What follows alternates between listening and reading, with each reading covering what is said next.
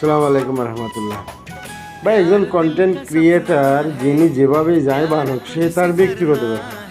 দেলোয়ার নামের একটা কমেডি লিখছে ফেসবুক পেজে, কিন্তু উনি আগে কাঠ মিস্ত্রি কাম করতেন। ভাই, আপনি কি ধরনের আচরণ করেন? তোমরা আমি লেউরার কন্টেন্ট ক্রিয়েটার, এই তোমরা অন্যের ভিডিও দেখলে ধাক্কা দাও, উপরে যে লাইক করো না, কমেন্ট কেন রে ভাই? তুমি ভাই নতুন কিছু করো না, লাইক করবো, কমেন্টস করবো, শেয়ার করবো। আমি রোস্টিং করতেছি না তোমার বিরুদ্ধে।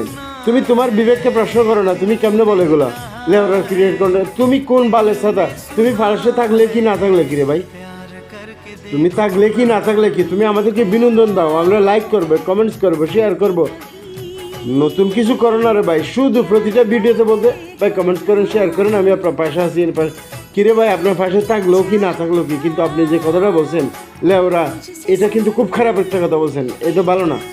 এই সোশ্যাল মিডিয়াটা পৃথিবীর অন্তত 30% লোকে দেখতেছে। আপনার নিজের তো বিবেক থাকা দরকার, বুঝতে পারছেন? আর নতুন কন্টেন্ট ক্রিয়েটর যারা আছে তারাও বলে হ্যাঁ ভাই ঠিক কথা বলছেন। আরে না রে ভাই, আপনি নিজের বিবেককে প্রশ্ন করেন না। আপনি যে কাজগুলো করেন ওই কাজগুলো দেখান, অন্যজনে শিখুক। আপনার কাজগুলো দেখান, অন্যজনে শিখুক। লাইক করি, কমেন্টস করি, শেয়ার করি।